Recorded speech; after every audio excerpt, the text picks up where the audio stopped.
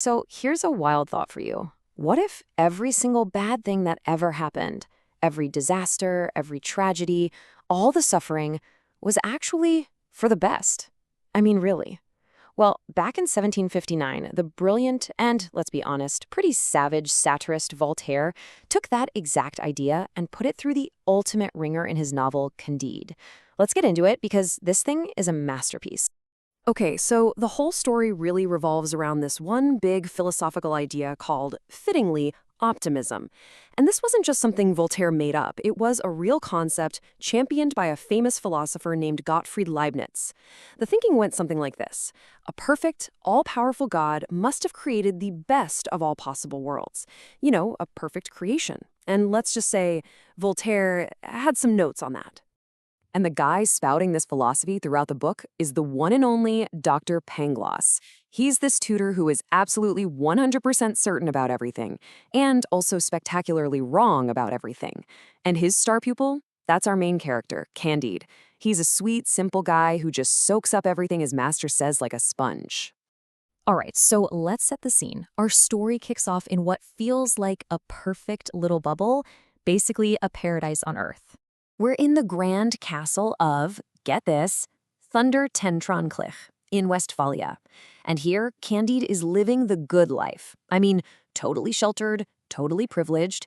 He's the Baron's nephew, and he is head over heels for the Baron's gorgeous daughter, Cunegonde. As far as he's concerned, life couldn't be better. The world is perfect. And how exactly does Pangloss prove all this? Well, with some truly next-level circular logic. Get this. He argues that noses were obviously made to wear spectacles, and that's why we have spectacles.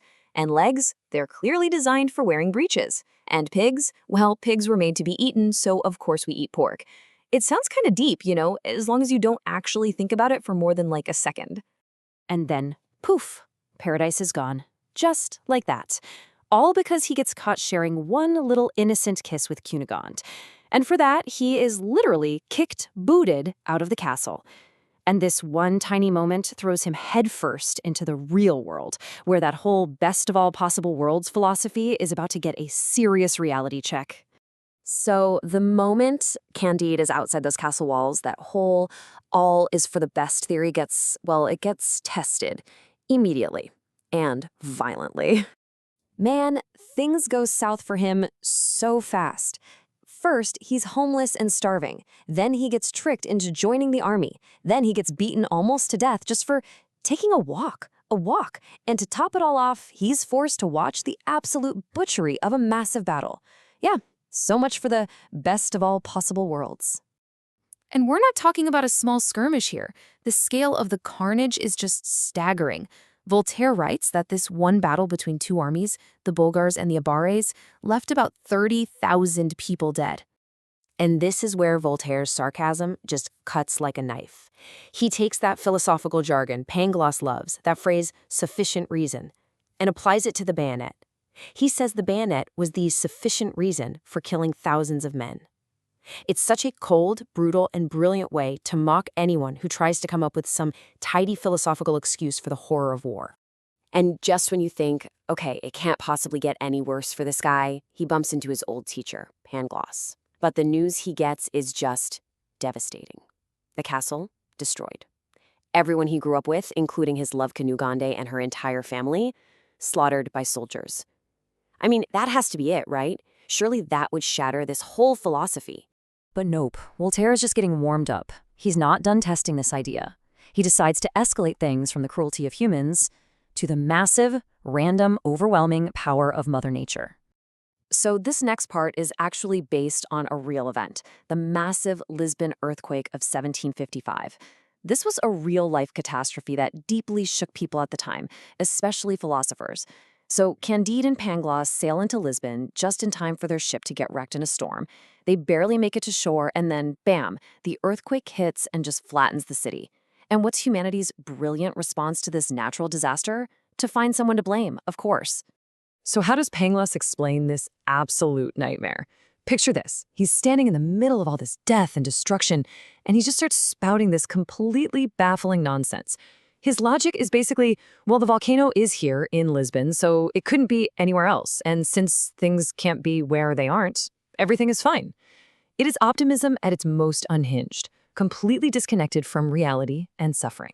And this is a great example of what Voltaire was really going after: religious fanaticism and just plain irrationality.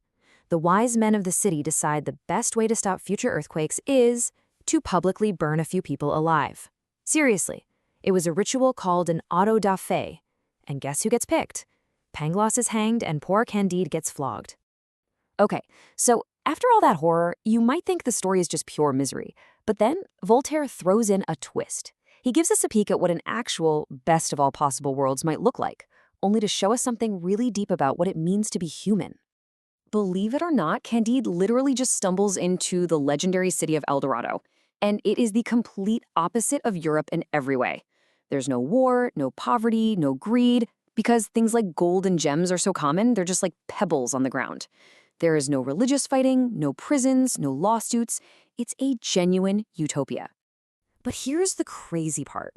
Even in literal paradise, Candide isn't happy. He's not content. A big reason is that Cunegonde isn't with him, sure, but it's deeper than that. I mean, in a world where you have everything, where there's no struggle, no goals, no striving, what do you even do? Voltaire is getting at something huge here. Maybe a perfect world isn't a human world. And so Candide makes this incredible choice. He decides to leave paradise, taking a fortune with him, to go back to the miserable, broken world to find his love and build a life for himself. So the journey goes on, and it's right here, after he's left a literal utopia, that Candide runs into the final, undeniable, soul-crushing thing that just demolishes the philosophy of optimism once and for all. He finds himself in Suriname, a Dutch colony in South America. And here, he doesn't come up against some abstract idea of evil or a random act of God. No, he comes face to face with the direct, calculated human cruelty that was actually fueling Europe's economy. He meets a slave lying on the ground who has been horrifically mutilated. And the thing is, his condition isn't some random accident. It was company policy. He explains that they cut off your hand if it gets caught in the sugar mill, and they cut off your leg if you try to escape. It's just the cold, hard economic logic of the system. And then the slave says something. It's one of the most powerful and devastating lines in all of literature. He just looks at Candide and says, "This is the price at which you eat sugar in Europe." Wow. In just one sentence, Voltaire draws a straight, unbreakable line from the sweet luxuries of Europe to the unimaginable suffering that made it possible. And that's the final straw. That's what finally breaks him. It wasn't the war, it wasn't the earthquake, it wasn't even being beaten half to death himself. It was this: seeing this one person suffering, a direct result of human greed. That's what makes Candide finally give up on his teacher's philosophy. He just weeps, and he finally calls optimism what it is: the madness of insisting that all is well when one is miserable. So what's the big takeaway here? Voltaire isn't just saying that blind optimism is ridiculous. He ends the story with this famous, simple piece of advice: we must cultivate our garden. He's basically throwing out all the grand, complicated philosophies. Instead, he's suggesting that maybe our real purpose is much simpler: to do the tangible, practical work of making our own little corner of the world a better place. And that, of course, leaves us with a huge question, one that's just as relevant today.